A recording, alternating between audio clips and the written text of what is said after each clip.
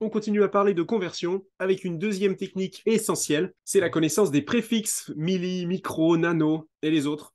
Il faut les connaître, vous ne pouvez pas y échapper si vous faites des études scientifiques. Vous voyez ici le tableau avec tous les préfixes. On considère que pour le lycée, il faut connaître les préfixes de 10-9 jusqu'à 10 puissance 9, donc de nano à giga. Il en existe d'autres quand on va plus loin, mais c'est pas vraiment la peine de les apprendre par cœur au lycée. Retenez surtout ce fait important, c'est qu'à chaque préfixe correspond une unique puissance de 10. Par exemple, nano, c'est synonyme de 10-9. Ça veut dire exactement la même chose. Donc si dans un exercice, on vous parle d'une distance de 32 nanomètres, ça veut dire 32, 10 puissance moins 9 mètres.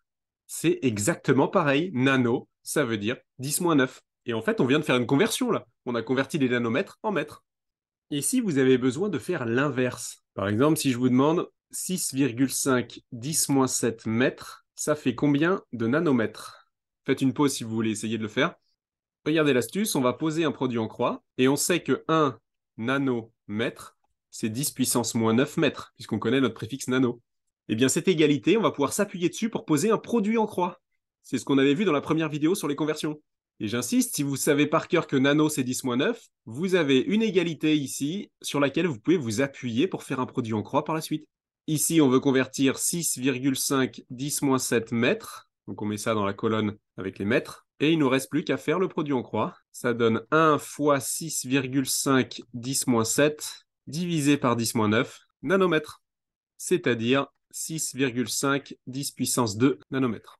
Car les puissances de 10 se simplifient. Moins 7 moins 9, ça fait plus 2. Alors c'est jamais très sympa d'apprendre par cœur tout un tas de préfixes comme ça, mais vraiment on les rencontre partout, et vous voyez qu'en mélangeant ça à la technique du produit en croix, qu'on a vu dans la première vidéo, on peut vraiment faire énormément de conversions dans tous les sens. Pour finir avec les préfixes, vous pouvez parfois rencontrer des conversions qui sont un petit peu compliquées. C'est quand on part d'un préfixe et on veut arriver à un autre préfixe. Par exemple, 0,37 mm, ça fait combien de nanomètres? Alors quand on est vraiment à l'aise, on peut faire cette conversion directement. Mais il n'y a pas beaucoup de personnes qui sont vraiment à l'aise avec ça. C'est pas très grave. Si vous n'avez pas envie de tenter la conversion directe parce que vous n'êtes pas sûr de vous à 100%, le conseil que je vous donne, c'est de faire cette conversion en 2 étapes. C'est-à-dire que vous allez d'abord passer par l'unité de base, c'est-à-dire le mètre. Donc vous allez d'abord convertir des millimètres vers les mètres et ensuite des mètres vers les nanomètres en 2 étapes. Parce que ces 2 étapes-là, c'est exactement ce qu'on a expliqué à la diapo précédente. Pour la première étape, on sait que 1 millimètre égale 10-3 mètres, parce qu'on connaît notre préfixe milli, qui veut dire millième, donc 10-3.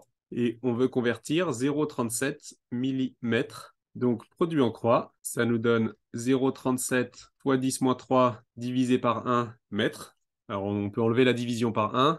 Et maintenant, la deuxième étape, on veut faire une conversion entre mètre et nanomètre. Donc, on peut poser le fait qu'un nanomètre est égal à 10-9 mètres, puisqu'on connaît notre préfixe nano. Ce qu'on veut convertir, c'est 0,37 10-3 mètres. On refait à ce moment-là un deuxième produit en croix, et on trouve 1 fois 0,37 10-3 divisé par 10-9 nanomètres.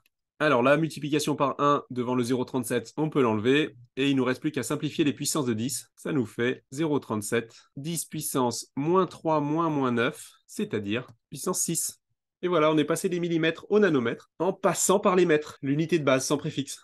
Alors c'est un petit peu plus long parce que ça se fait en 2 étapes, mais au moins c'est 2 étapes où on est sûr de nous à 100%, parce que la conversion directe en une seule étape, c'est un petit peu risqué.